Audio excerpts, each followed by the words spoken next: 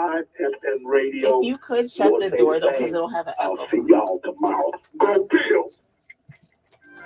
We're a family you can turn to. We're the book that brings you home. So turn to the pages of the Shepherd's Guide for the service of your loving home. You guys have a mic in front of you close because it's not the Shepherd's Guide. Look us up in the Shepherd's Guide. Call us up, see why we say it's the Christian voice of Carol Baker. To advertise and receive your free copy, call 716-688-3882. Power965radio.com. Locally, nationally, it's Conversation with Jim Anderson. And now, your host, Jim Anderson. Hey, Buffalo, Western New York, and points beyond. Welcome to Conversations with Jim Anderson. Hey, you already saw the posting. We got a great show today, an important show, because a lot of people are not talking about November 17th, November 7th. But we are, and we got a candidate who in here today who's going to be talking about why they're running.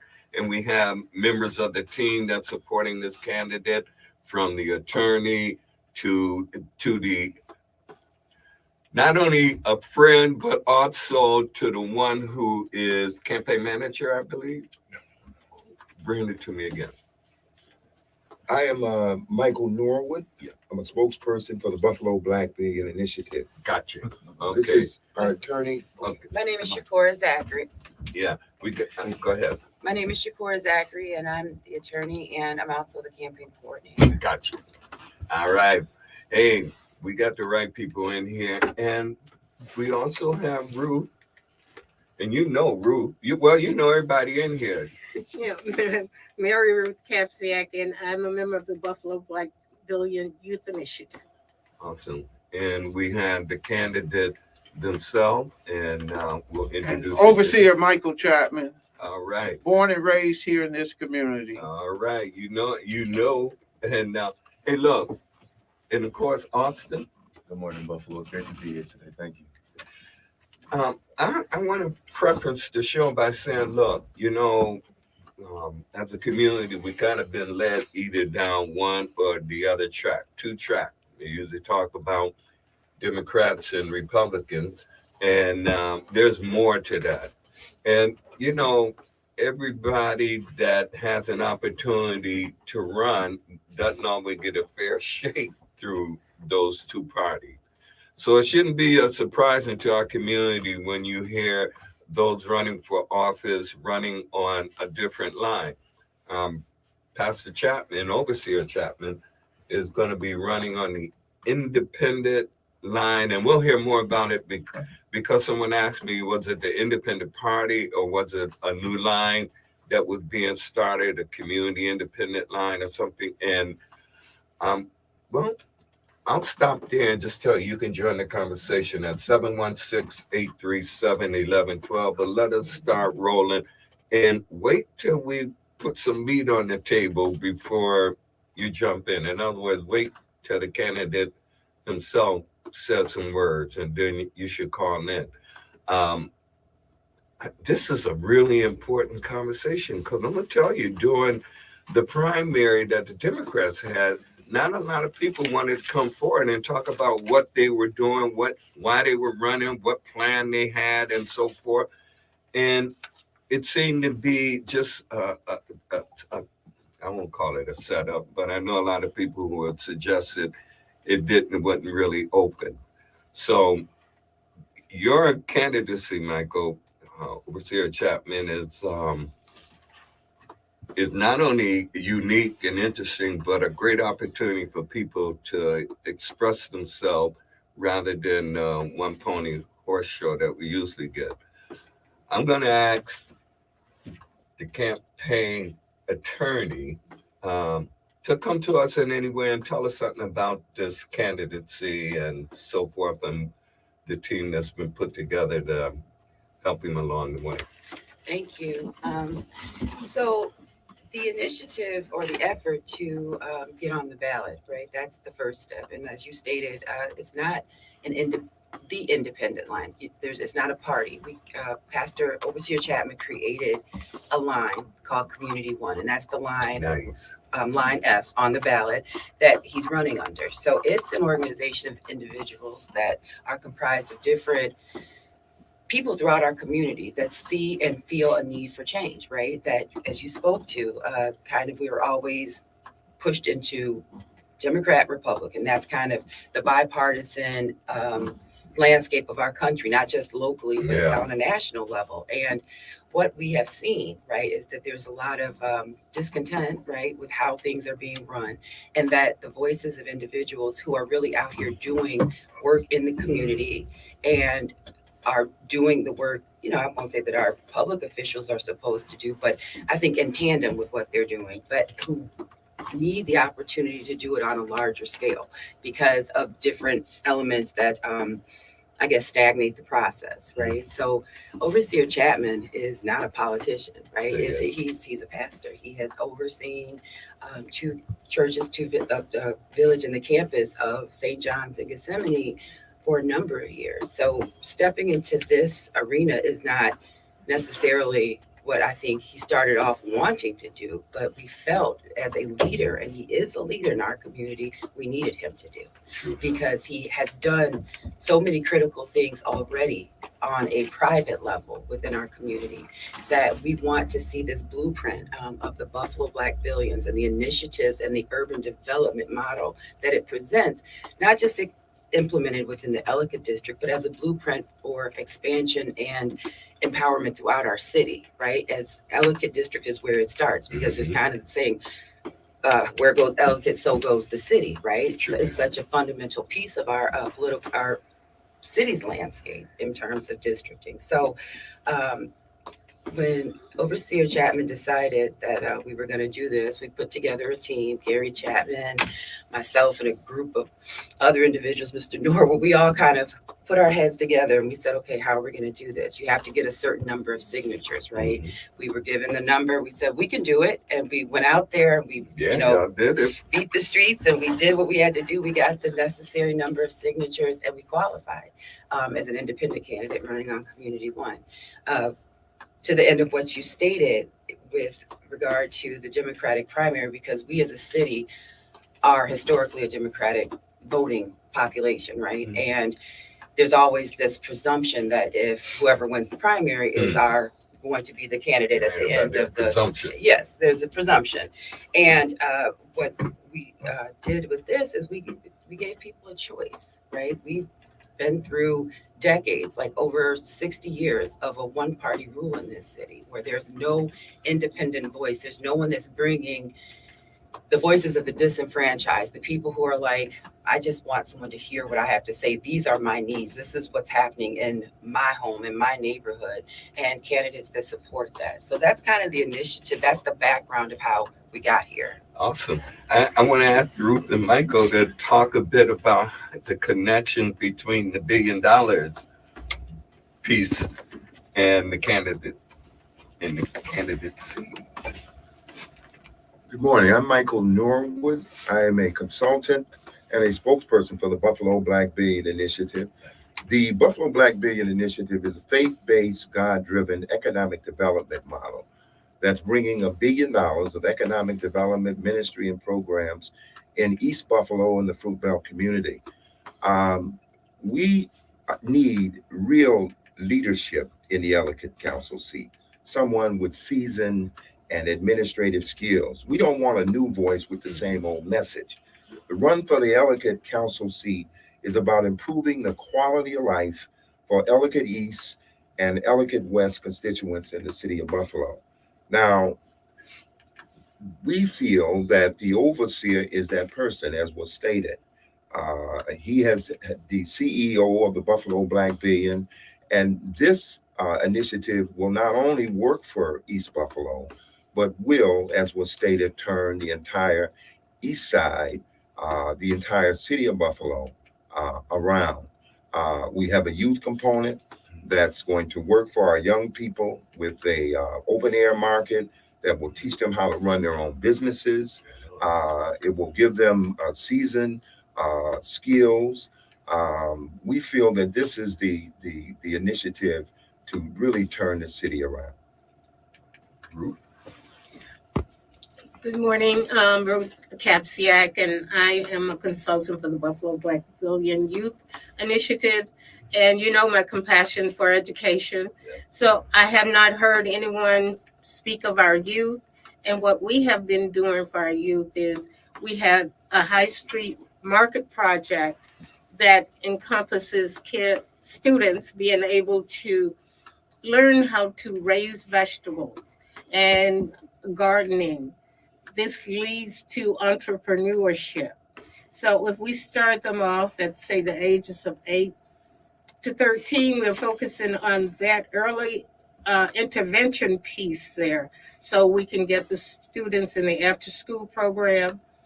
They not only will be taught remediation, but they will also learn how to play chess, which is, is most important in students' abilities to be able to do the math that they have to do in schools now. So we are doing this with our students now, and we are hoping that we get more students involved. We have 60 students, and the early intervention piece starts at ages 8 through 12. Then we have the young adults ages 13 through 18. So if we get them involved in, say, boating, all of these other activities that will enhance their abilities to learn.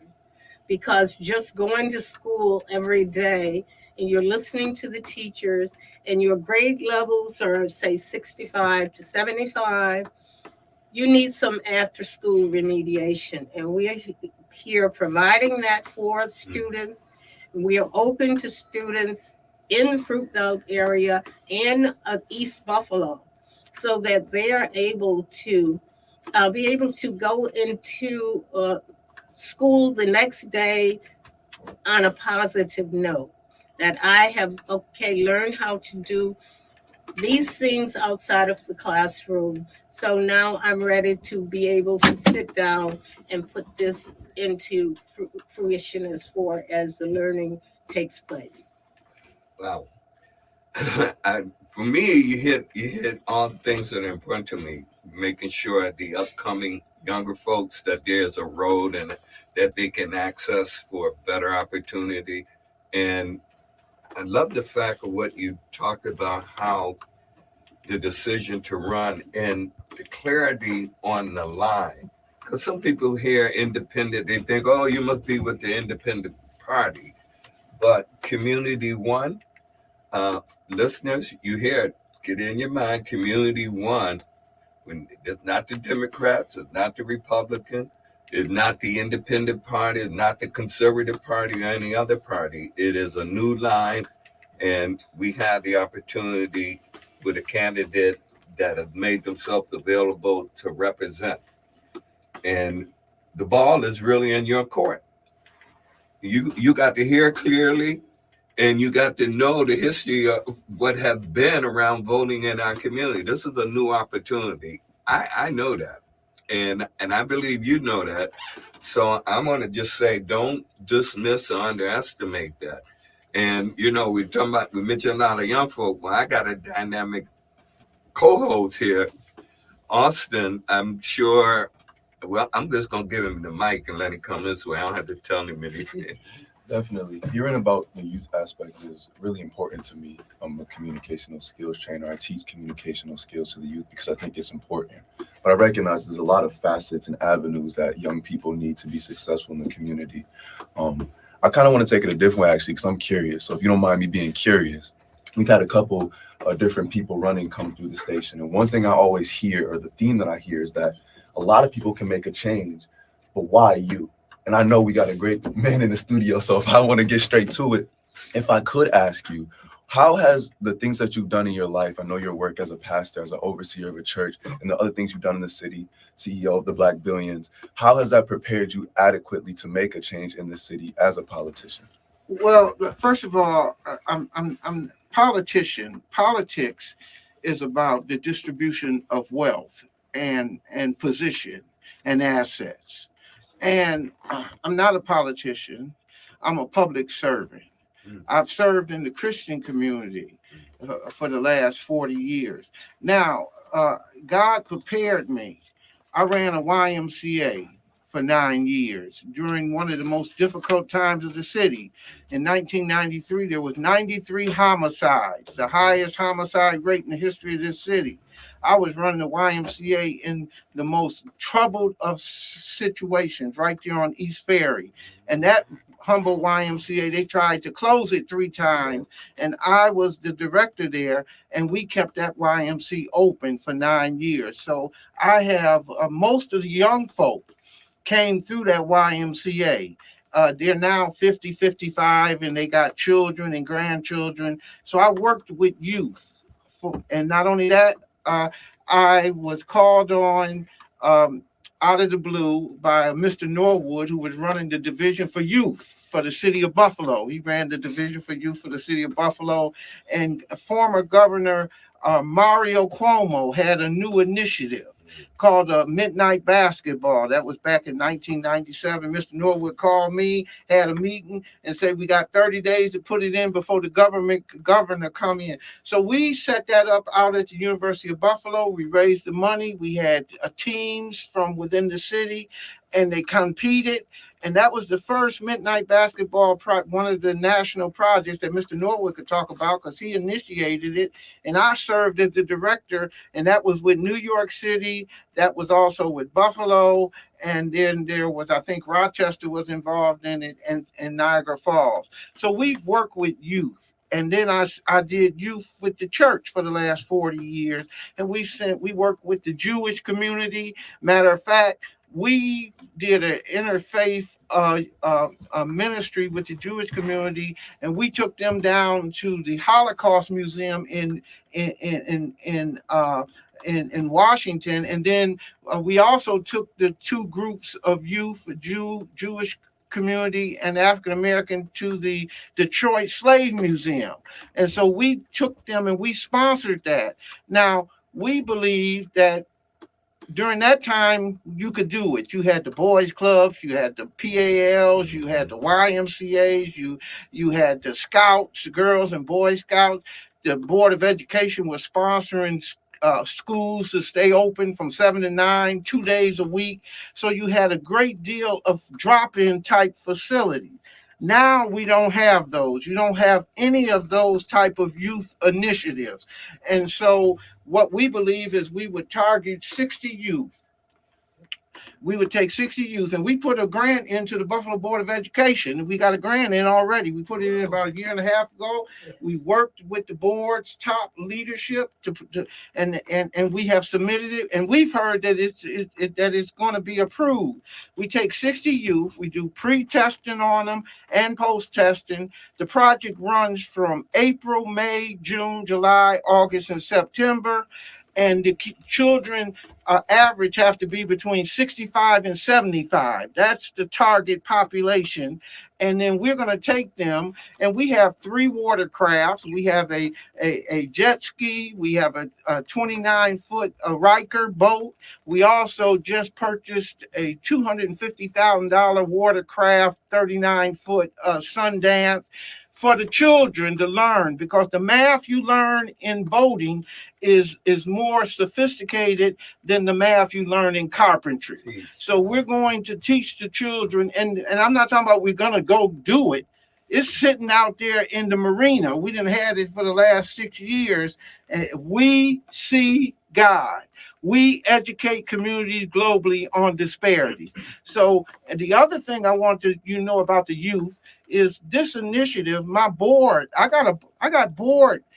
We got like 20 corporations. 7 of them are multi-million-dollar corporations. Nothing like this anywhere in this city. The infrastructure and the organizational structure is unheard of in the African American community. Never seen ministry done at this high level. So we take our youth, and this is a project-based model. I got on the ballot. I called a friend of mine and said, get me on the ballot. He called attorneys, Zachery. They got me on the ballot. And I didn't run around, vote for me. You look at the information, vote for anybody you want to vote for. We doing $1 billion, whether you vote for us or not. If we're in that council seat, we can do $2 billion. That's what we will bring to the table. We're bringing $1 billion to the table, and that's based on land we already own. We asked the city to sell us all the land on Jefferson that city owned from Ferry to Cherry. Right now. And if they sell it to us, then we could develop it along with what we're already doing in the fruit belt. And so last year we did 50 million. This year we're doing 50 million. That's 100 million. Ain't nobody else doing this. We are the largest employer in East Buffalo. Quietly, no one knows. These 2 churches, 2 campuses, 1 village is the largest private employer in East Buffalo. We are prepared to expand this, and we can expand what we're already doing. And we stopped the gentrification because we have 400 units of minority housing, subsidized housing, 150 unit senior citizens tower, 150 unit 2, 3, 4 bedroom McCarley, 15.1 acres. And then we have 77 townhomes, and we own 70% of the most valuable land anywhere in Western New York. Anywhere in Western New York, we own 70% of the most valuable land, 43 blocks. It's called the Fruit Belt. We expand that out into Ellicott, out into Ellicott and Ellicott West, and we continue to do what we're already doing. So we don't have to try to make up something. We have an athletic department. We got the only table tennis. We got a table tennis team every Monday and Wednesday. You can come over, and the top table tennis players. We got the top chess players, Barry Davis, Grady Jackson, all of them is already in place to provide services and support for these young people from April, May, June, July, August. September we'll use for reporting and submitting the documentation. We've been doing young people for the last 40 years, no molestation, no pedophiles, no misappropriation of funds, no embezzlement. We run a pristine organization, over 3,000 folk, ain't nothing like it. No one compete with it. And we're saying, look, we are being blessed by God. We wouldn't be here if God had one. If it wasn't for the Lord, we would not be here, period. We would not be in this position. And so what we're saying is we want to share. We're not coming to the table begging. All right, when we come to the table, we sit. My mentors was Mr. Wilmers from M&T, Mr. Rutucky, Governor Hochul. She was our banker before she became lieutenant governor. Senator Gillibrand, all of them. I've worked with them. Andy Rutnick, former president, Buffalo Niagara Partnership. President Tripathi, University of Buffalo, President Simpson, work with all of them. People of integrity. We're here to make a difference. We can make a difference in the community. We're not saying, give us a chance, and this is not an experiment. We don't experiment with people's lives. This is ministry. We call it a home ministry for us. And guess what? We don't steal. All right now. We don't steal. Nobody handles more money than I handle. No one in this city, not even drug dealers. I know them all. I grew up in this community, off the street. I'm a street mouse. I wasn't even a street rat. Are you listening to me, son? I got a soulmate of 48 years. I represent stability, integrity, character. I got a soulmate of 48 years. 5 children, 30 grandchildren, 6 great-grandchildren. I don't come here joking. I come here putting up money. You hear what I'm saying, son? We put it on the table. You know, when you play poker, you gotta put up. People in Buffalo is used to talking. We coming to the table with $1 billion for the East Buffalo. And we saying, if you come and we get in this position, We can do 2 billion.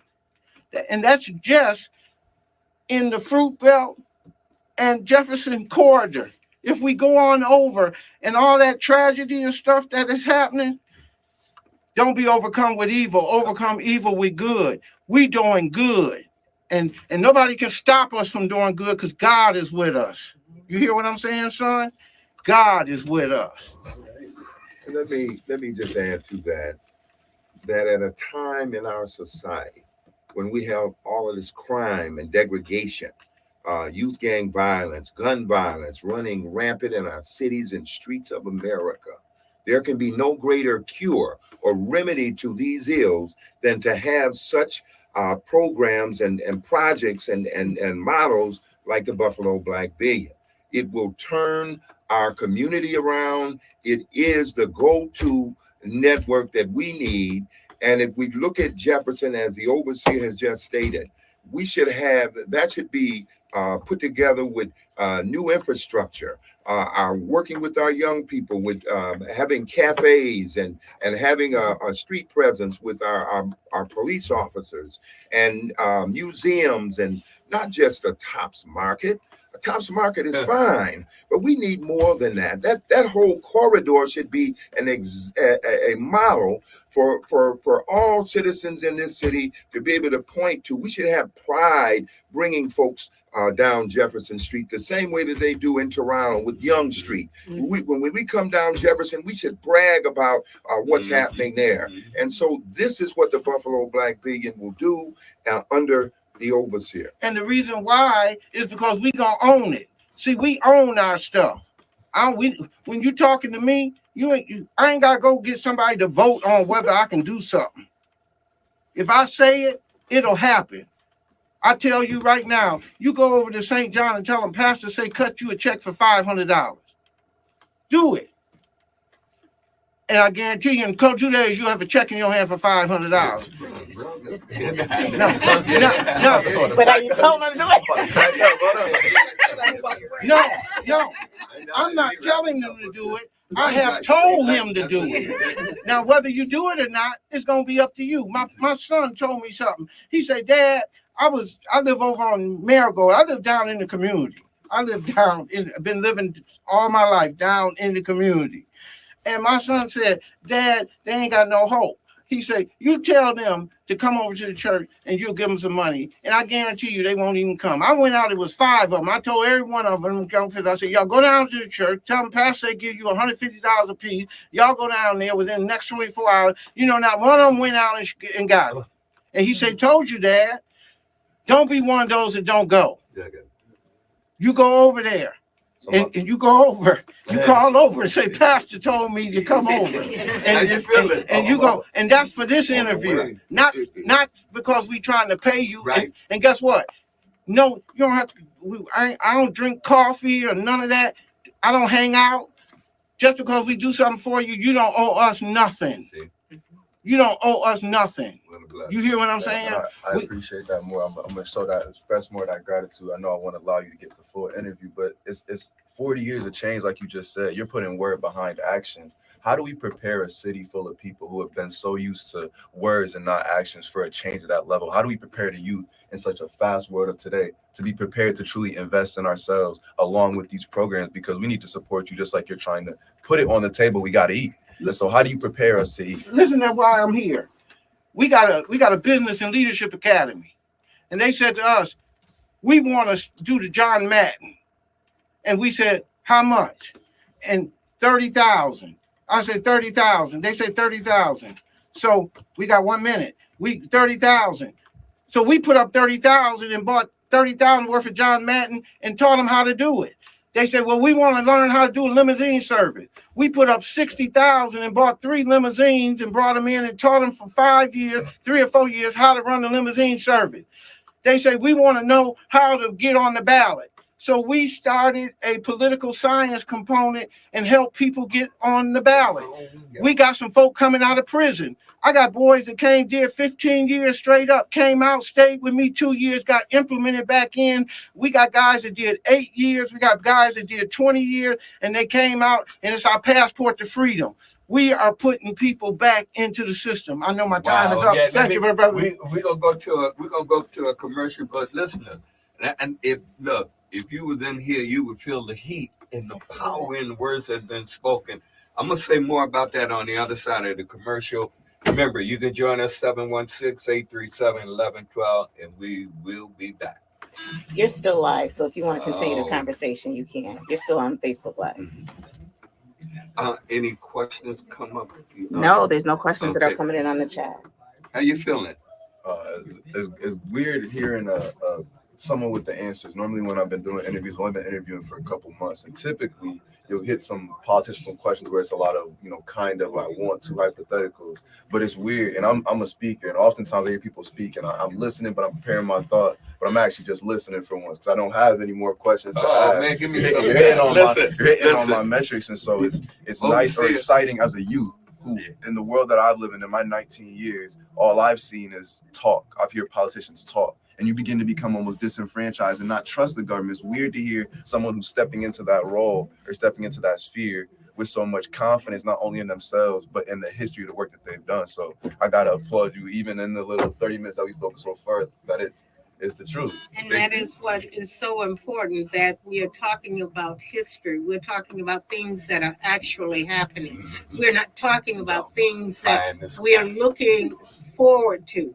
We're talking about things that we are doing here and now. And I don't know how many people you've spoken with. I don't know the answers, if they have any answers for our youth, but because the youth, that's our future. If we don't train our youth to get out there, be entrepreneurs, and to have the educational background that they need, then we're still lost. We can't forget about our youth. I think it's powerful, man. It is. And just to what Austin you were saying about qualifications, and one element we didn't talk about was Pastor's initiative with education, seeding charter schools. I mean, started a charter school, so this basis, this background of being about this work is not just lip service. It's real. It's been implemented. There's a resume. I mean, you have to see his resume, his credentials. It's amazing because, again, this isn't what he has to do. This is what he's chosen to do, right? There's a difference in that. Yeah, definitely. Well, let me show you the difference. Okay. Oh, you're back. You're about to go back on live. I think we had a caller as well that was waiting on the line. All right. Hey, we're back, and yes, the phone lines are open, but let me just tell you, this first half,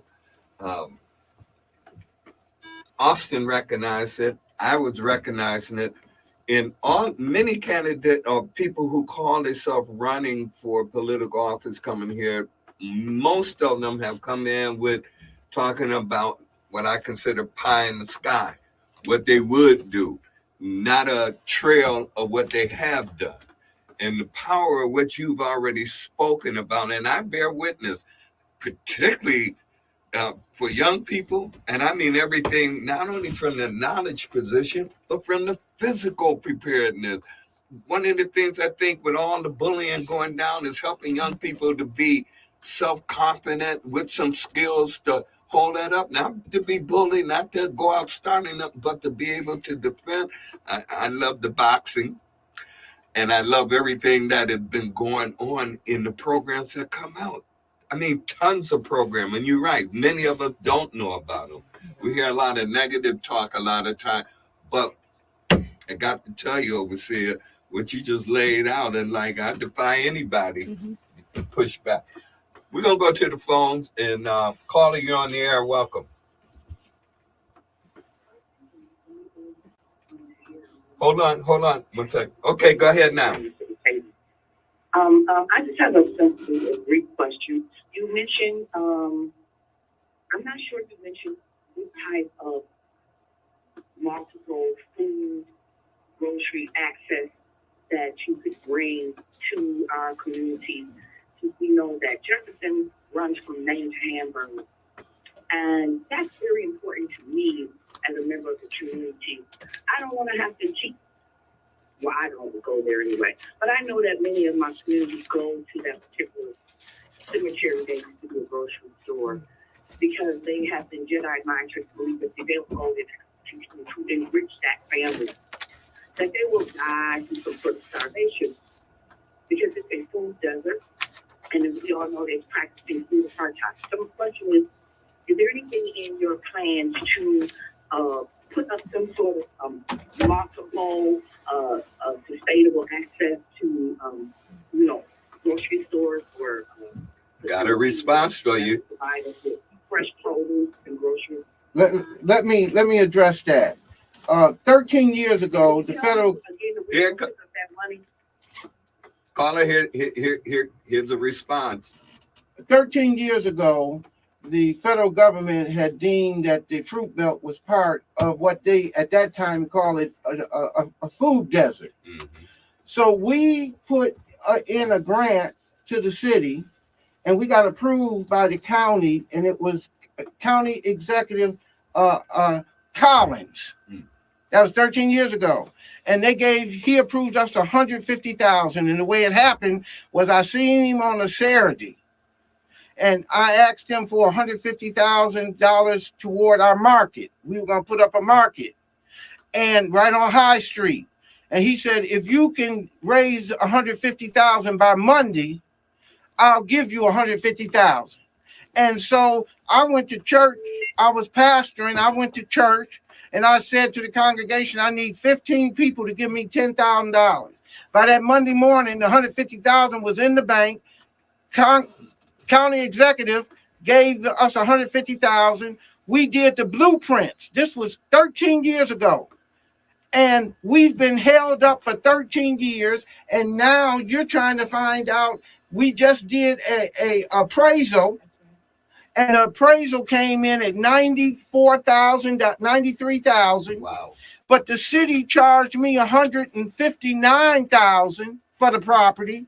We gave them $16,000 6 years ago, and they put a moratorium in place and everything to stop me. And we are waiting right now, and we got the money in place to do a $6 million market with 15 apartments up over it at High and Locust. And we're waiting for the city real estate to just give us the contract so we can move forward. 13 years we've been trying to do that, and my volunteers have been working every year, and it done cost us almost $500,000 just to keep it alive. And now we're waiting over the next week or two for the real estate from the city to say they will give us the contract for the 4 pieces of land, and we will put the market up. And we got the money ready to do it. We got $10 million worth of projects ready to go right now. I'm talking about small projects where these are for our young folk. And our young folk is going to run the market. Yeah. They're going to learn business skills. And we've been working with Cornell University for the last 6 or 7 years, and Minister Ina, she's over our health initiative. And so we do farming right there on Gethsemane, and we done gave away over 400 families, all types of cucumbers and corn. So we're doing it right now. You can come see it. You can come get some. Right now, right over there at Gethsemane. This ain't something we gonna do. This is something we've been doing, and now we waiting for to put the market up, and our young folk are gonna run. Now let me tell you about the market. If that market had went up, that's why it just to hear these folk talking. If that market had went up 12 years ago, 40 part-time jobs for young people, 20 hours. 20 times 40 is 800. At that time, the hourly rate was $10. 800 times 10 is 8,000. 8,000 times 52 is 400 something, 450 or 60,000 a year in part-time jobs. And if you multiply that over 12 years, you're talking about almost $6 million worth of revenue that didn't come into the community for our young folk, that they could be working part-time on these jobs and learning, because it's been held up because of political, whatever you want to call it. You named it. Can I ask a question we have on the stream? Someone says, good day. What does he feel about the district beyond Jefferson Avenue? Ellicott Councilmanic District is my responsibility, if God so blessed me to get that seat. we'll handle Ellicott. But let me tell you, Dr. Taylor did a study, East Side study. We took his East Side study about 17, 18 years ago, and we used that study to develop this national model.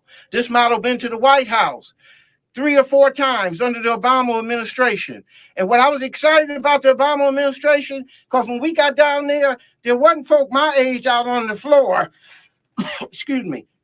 People who was out on the floor was people your age. And when I came back here, we got a whole group of young folk. It's a group of young folk say they can run the Ellicott district if I get in. And we gonna do, look, I'm 71. And let me tell you, it's costing, they said they needed a candidate that was qualified. So I got my resume. They got my resume. Ain't nobody more qualified, period. Ain't nobody more qualified. Right. Ain't nobody more qualified. I spent 17 years in a Roman Catholic seminary. Degree after degree after degree. I've been in all the educational institutions around here, Niagara University, Rochester Kodak Divinity School, 53 East High School, 53 East High School, public schools, EOC, ECC. I done been to Damon, Madai College, Canisius College. I done been through all of those educational institutions. We are qualified, and no one can come, white, black, Latino. We are qualified. You see what I'm saying? Lutheran, the Lutheran Synod gave me an honorary doctorate for putting up the first hospice in the nation in social justice. Methodist, I did 2 years in Methodist, John Wesleyan. I'm academically trained. You understand, son? I run the largest operation. We got the gift of administration and the gift of operation, according to 1 Corinthians 12. God is blessing us, and we are just sharing the blessing with some other folk. That's what we doing. We got a call. We can call it. You're on the line. Welcome.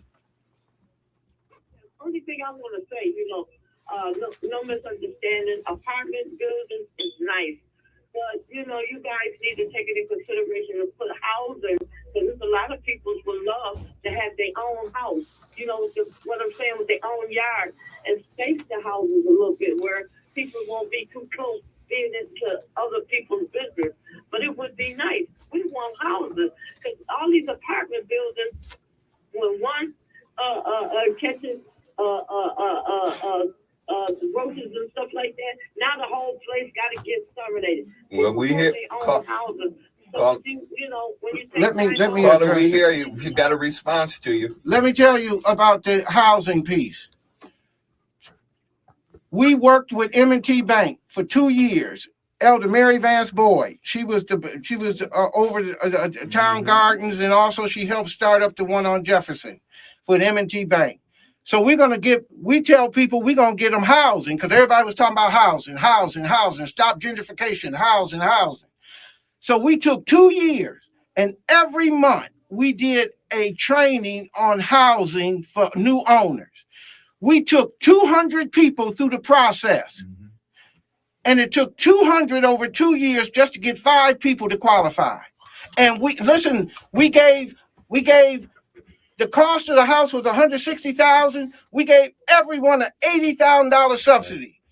And over 2 years, we only could come up with 5 people that could financially qualify. So Dr. Taylor said to me, he said, Reverend, he said, you could stop gentrification through housing ownership, but if the people can't afford it, then if you put up good residential rental property and keep it up, it can stop gentrification also. So we flipped from housing to rental because the people couldn't afford it. And then the white community was going to come in and they going to take the property because they can afford it. And then it's called transmigration, where they come behind the black community and build back up and get paid to build it back up. And then they live in it and push the black community closer toward the Cheektowaga line, which that we're in about the 3rd transmigration right now, because all the black community used to be down on William Street. And then they came on up and and moved them up. Now they all sitting out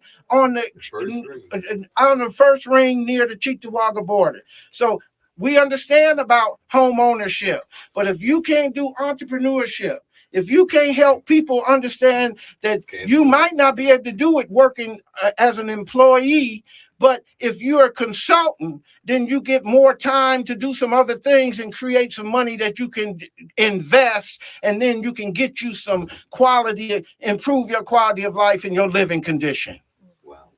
Can you talk about how to get in touch with the campaign? And also mention, I know there's hopefully this event will happen on the 26th. Could you mention on that? The debate? Yeah, definitely. We have been invited by the League of Women Voters. We've been invited by the League of Women Voters. You can flip it towards you. Like this? Yeah. Okay. To participate in the candidates forum. It's proposed for the 24th of October at the Meriwether Library. Repeat what you said. Okay, I was speaking on the candidates forum that is scheduled. We've been invited to participate in that on October 24th at the Meriwether Library from 6 o'clock to 8 o'clock. The candidates will be, 5:30 to 7. 5:30 to 7 is the actual scheduled time. I think the forum actually starts at 6. So we're scheduled to do that, God willing. And in addition, we're having a candidates forum over in the Elmwood district at Lafayette Presbyterian Church on the 18th from 6 o'clock to 8 o'clock. So those are ways that you can come out and you can speak to Pastor Chapman and different members of our team.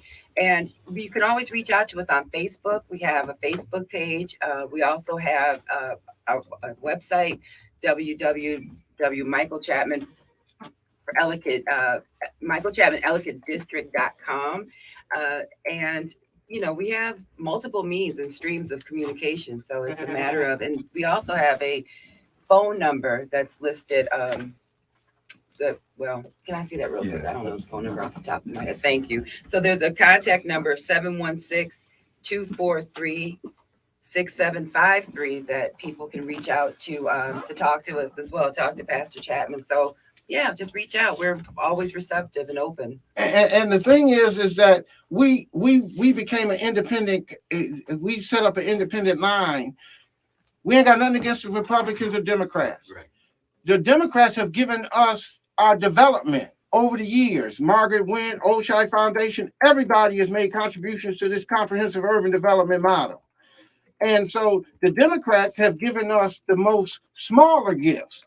100,000, 200,000, 200,000. The Republicans have given us the larger gifts. Governor Pataki gave us $1 million for our life center, and then 600,000 for the hospice.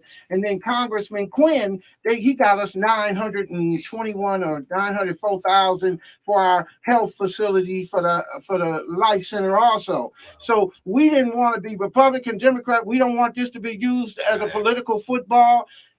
I got developers that work for me.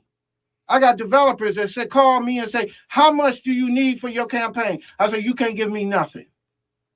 Me and my wife will underwrite the cost for it. We borrowed the money, our Bentley money. When I was 20 something, I liked the Bentley with the silver cloud.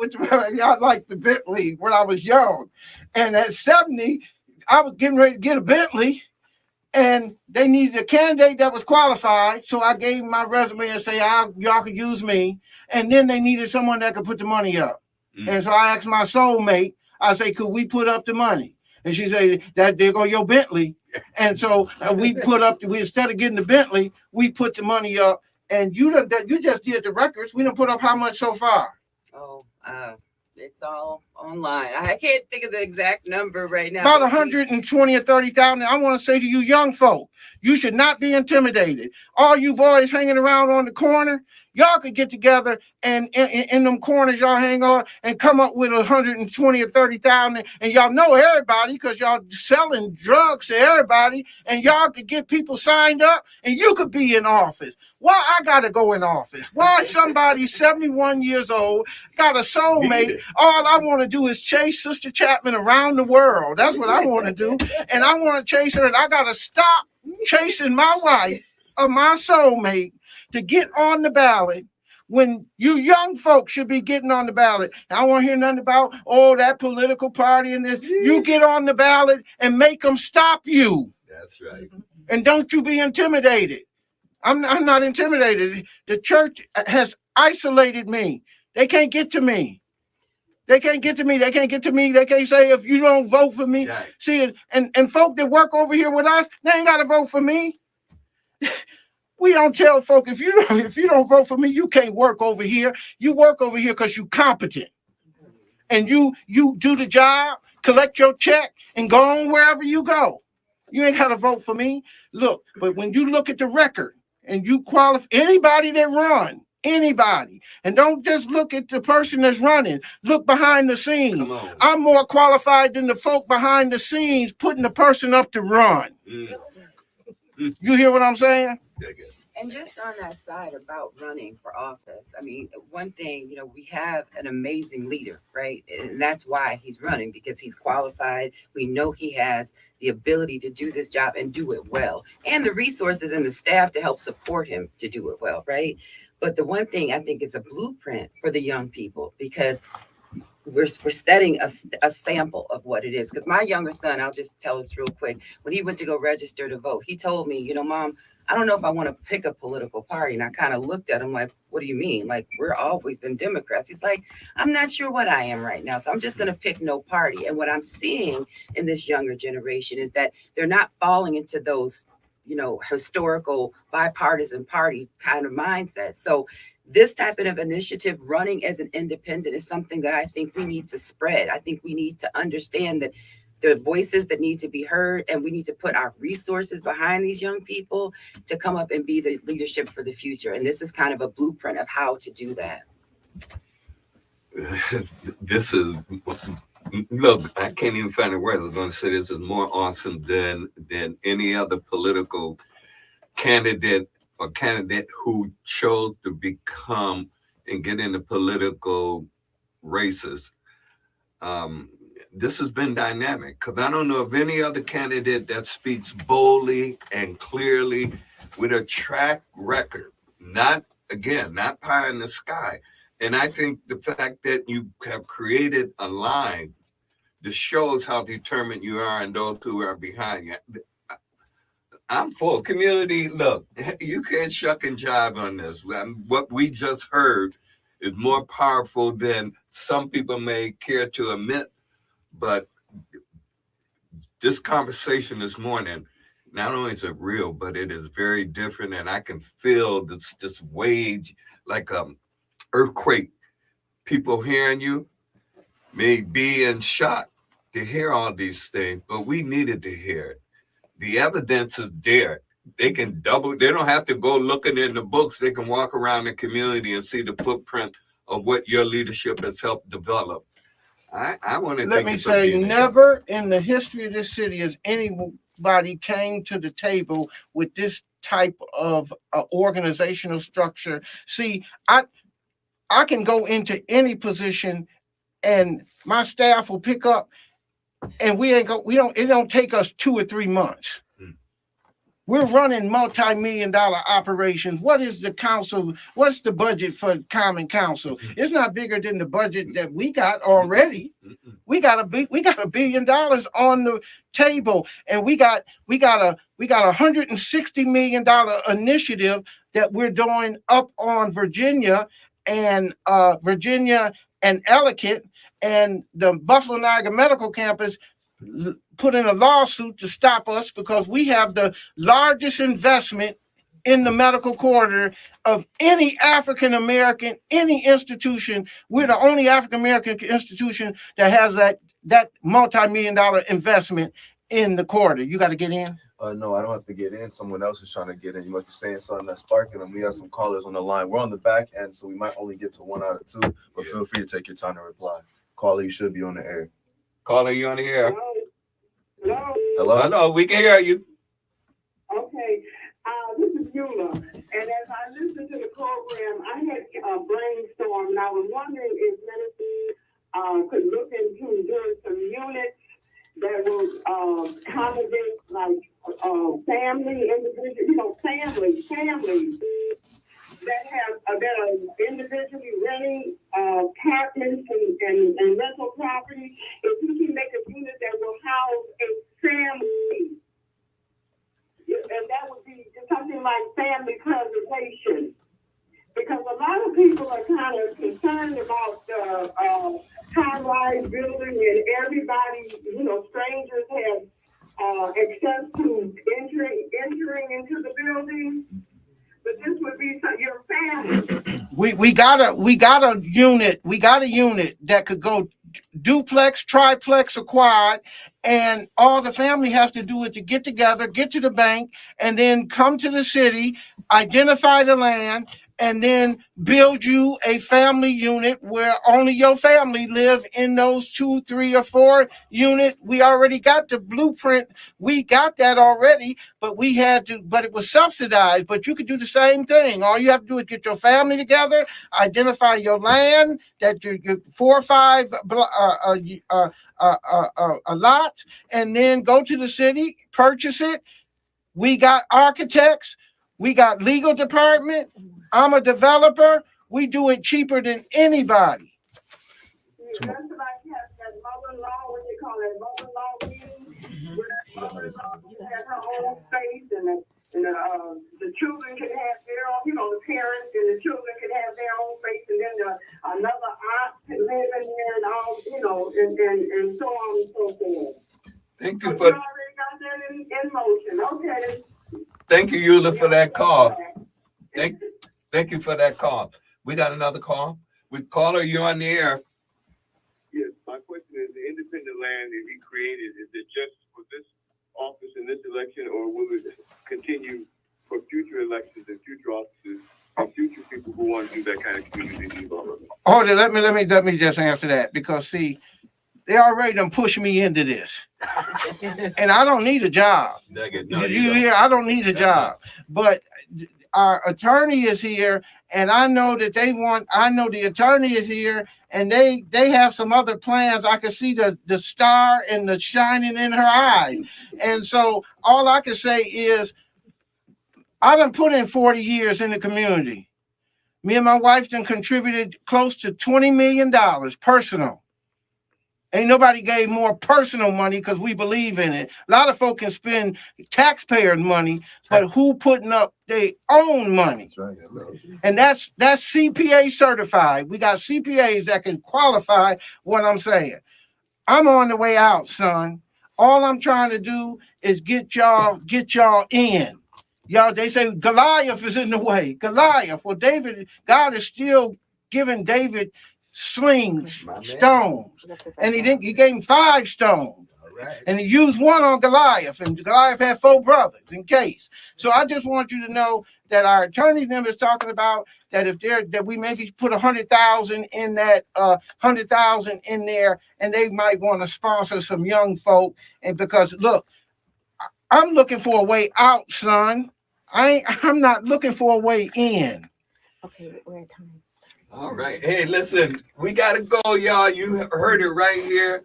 Conversation with Jim Anderson and Austin Martin, and our guest, Overseer Michael Chapman. Hey, look, some way we got to get him back. But if we don't get him back before the next time he's appearing somewhere, check out the 18th and check out the 24th at the Meriwether Library. Hey, it's happening. Here's a chance for us to really do it for us and do it for the city, because they're waiting to see what we're going to do for us. We got a candidate that's proven. Thank you. Tuesday, November 7th, 2023. Make sure to hit the polls and write in Michael Chapman. Thank you, guys. Not a right. Select. Fill the oval. Yes, indeed. Thank you. Thank you. Thank you.